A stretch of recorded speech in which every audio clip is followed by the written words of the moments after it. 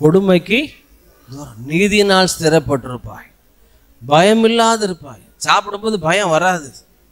என்ன ஆக போதோ, திக்கு திக்கு திக்கு திக்கு.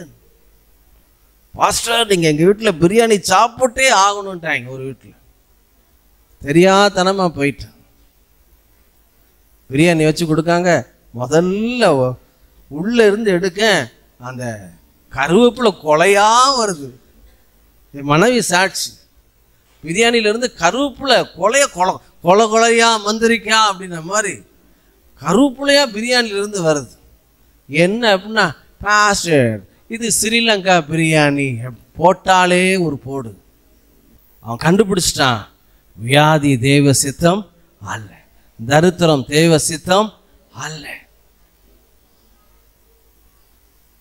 பிரியமானவளே, பிரியமானவனே, எல்லாவற்றிலும் வாழ்ந்து சுகமா இருக்கும், அதுதான் தேவ சித்தம்.